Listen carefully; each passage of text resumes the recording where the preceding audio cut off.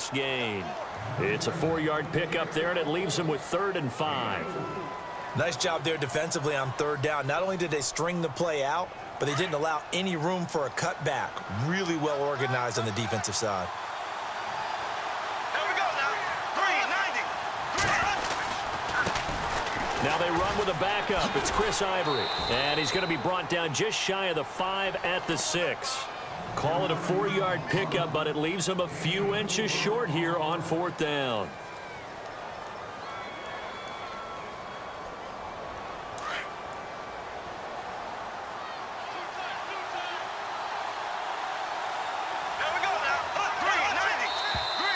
And now whistles and a flag, and I think we got a jump here.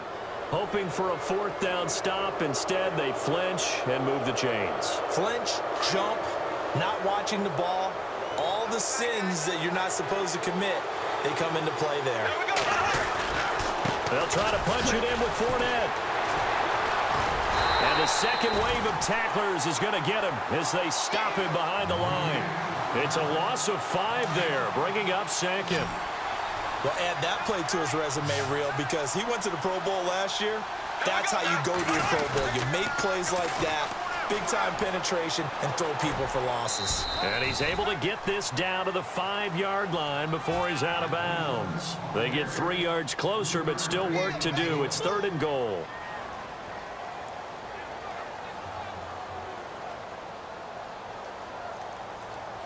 And here comes play number 6 on this drive.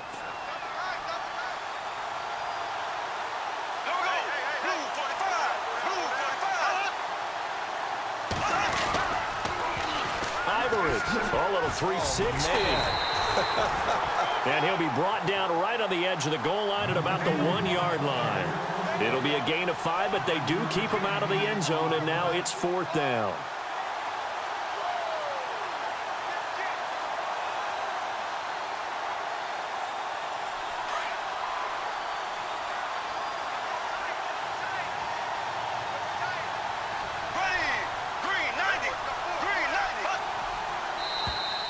Now flags will come in. I think this one's going to be on the defense for jumping.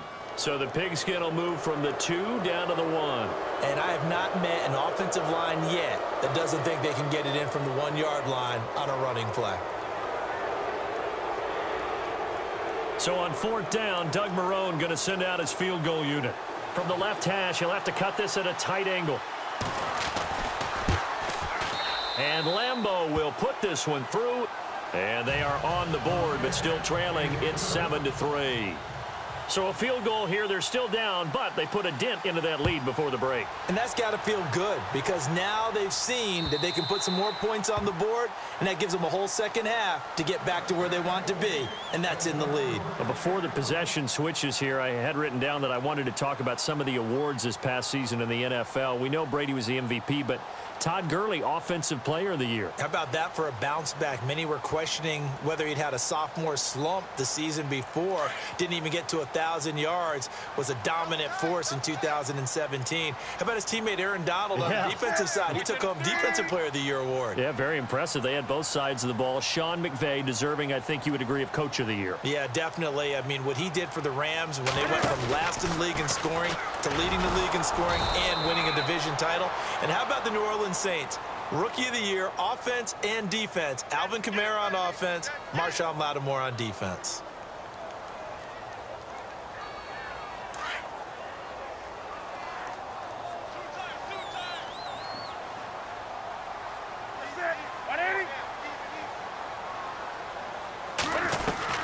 McCaffrey following the penalty. And he's going to be met at the line of scrimmage and taken down. Call it no gain on the play, and it'll be 2nd down. Wasn't able to get anything, no gain. Fumbled once already. Maybe he's being a little careful. Not necessarily on that play, but I'm sure that's in his mind somewhere. Oh, without a doubt, because protecting the football is job one for anyone who's carrying it, and that's exactly what he tried to do on that play, but it didn't gain him any yardage. So we've hit intermission. It's halftime. This is the NFL, and it's a presentation of EA Sports.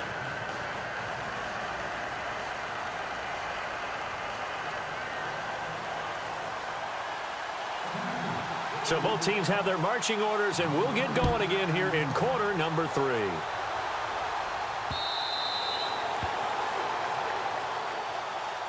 Out come the Jaguars now as he'll go on offense first here in this third quarter. They're close game, but they're going to need to do a little bit better probably here in half 2, no? I would agree with that totally. I would guess it in the locker room. They talked about cleaning up some of the errors, but overall, I think they wanted to be positive with them. Guys, we're right there. Just not playing as well as we need to. Let's pick it up, and we still have a chance to win this game. Yeah, they do. We'll see if they can pick it up.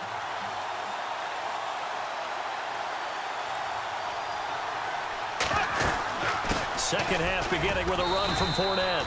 And he's able to plow forward up to about the 29, just shy of the 30. Calling a gain of 4 on first, and that'll make it second down. Tough running there. That's a hard-earned 4 yards. Yeah, those are the unsung kind of runs. They don't fill up the stat sheet, but they do set you up in good position on second down. Now Leonard Fournette, and he'll take this up near the 35, maybe the 34.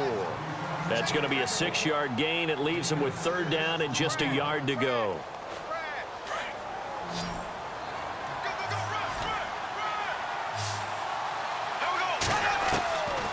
Shotgun now for Bortles. He'll check this one off to Fournette. And he will have a first down here at about the 40. They get 6 on the pickup there as the drive will continue. We always talk about having to read defenses and how complicated that is. Well, this was an excellent read. Read the pressure and got rid of the football before it even got to him for a nice game. And when they're blitzing like that, running back usually a good spot to go with the football? Without a doubt, because he's right in your sight line or he's near you. So you're able to just get it to him easily. And once he gets in space, that's usually a good matchup for him. And he's across the 40, 3 extra yards to the 43. Now it looks like a pickup of 6. That leaves him with 7 yards to go on third down. But you got to give kudos to your offensive line and the guy carrying the ball because they were in a second and long situation. It seemed pretty dire, but they brought it back to third and manageable with that run. And Robinson with a big catch. Touchdown, Jaguars. Allen Robinson, 57 yards. And the Jags are able to cash in for 6. As a former DB, you might not like to see that, but from a wide receiver's perspective, those are the plays they dream of. Correct on both counts, all right? Because once he took off, I mean, let's face it, that should have been done in Big Sky Country. Aren't any speed limits out there?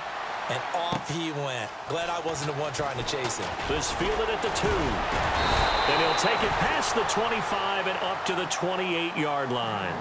Now we take a glance at the offense as they work their way back out for their first possession of the second half.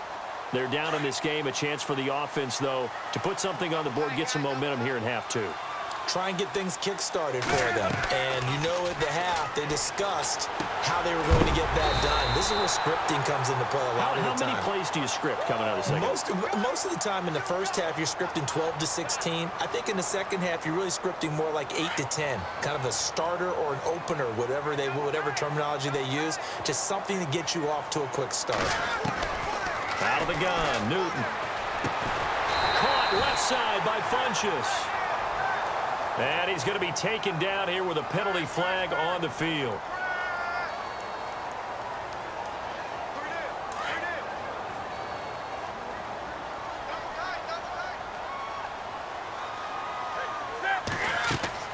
Here's Newton. Now they go screen. It's complete. And they'll bring him down here right around the 17-yard line. It'll be a gain of 8 yards, and it'll make this a second and long. Everyone's got to be able to catch the football. Doesn't matter what position you play, but if you're on offense, be aware a ball may come your way. It's caught right side, Dixon. And he'll be brought down right at the 30 here. It's a pickup of 12, and that'll set up a third down. So much goes into a successful play, doesn't it? How about that play action there, freezing the defense? And no escaping this time as he'll go down. They got him for a sack. Calais Campbell in there to get him for a loss of 9, and that'll lead to fourth down. Here's Michael Pilardi now as the drive goes backwards, so he's on to punt it away. And we're back now in Charlotte. It's been a very hotly contested game to this point. Just a field goal separating these two teams as we get set for the fourth quarter. Here's Michael Pilardi now. And surprisingly, this is the first punt of the game for either team.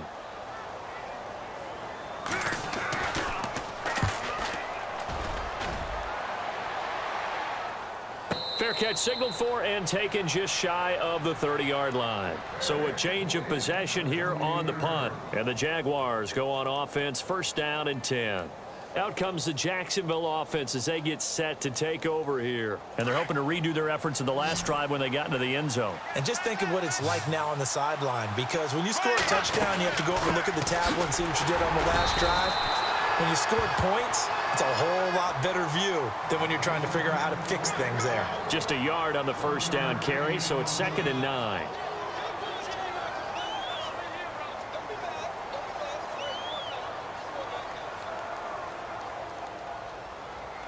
And after the play on the ground, that brings up 2nd down here. Bortles going to throw. He'll set up the screen to Fournette. And he will lose yardage here back at the 23-yard line. Call that a loss of 5 yards on the play. And they're going to be staring at a 3rd and long here.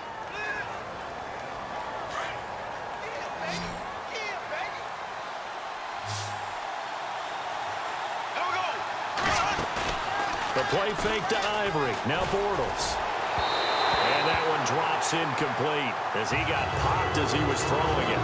Well, pretty good coverage there, and both of these defenses, they've had good coverage throughout this one. No doubt about it, and in today's NFL, where we're used to a bit more scoring, this feels almost like a well-pitched game in baseball on both sides where the tension continues to build. Who's going to make the big play? And here's a big one now. Trying to hold this lead. They're going to go for it here on 4th down. Here we go now. The Jags do snap it. It's Bortles. And look at this. They get the turnover they needed. It's intercepted. It's Shaq Thompson here with a pick.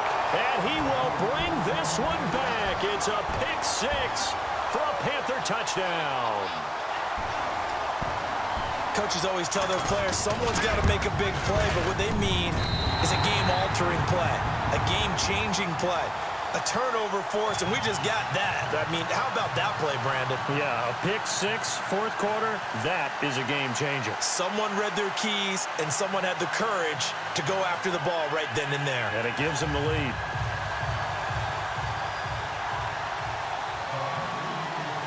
So they'll get another shot on offense following that pick 6, and now the kick is away.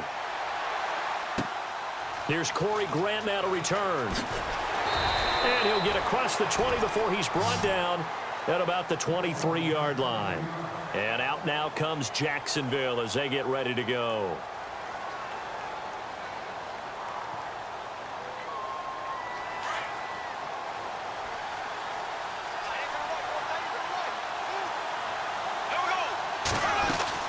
They'll start out on the ground. It's Leonard Fournette. And he'll get this up to the 34-yard line.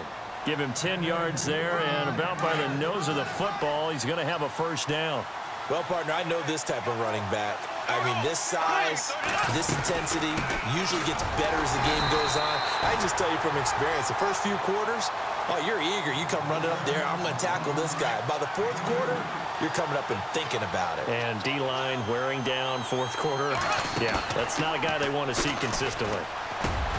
And the catch made here by Marquise Lee. Time for a break. We'll come back for the electrifying conclusion after this. And no press coverage here. They are backing off in the secondary. Now Fournette. And he'll be brought down. Oh, that's a face mask. Certainly looked like it. Indeed, here come the flags. Well, when you're leading in the 4th quarter, that's not the penalty you want. Not at all. And now your discipline comes into question. Having poise this stage of the game, you can't have those kind of plays. They'll run it now out of the gun. And able to push his way forward here for a good little gain. It's a 6-yard pickup, and it gets him to 2nd and 4. Let's talk a little football 101 here, because one of the keys to advancing the ball downfield, success on first down. Huge difference, as we know, between 2nd and 4 and 2nd and 8 and 9. 10 yards there, good enough for a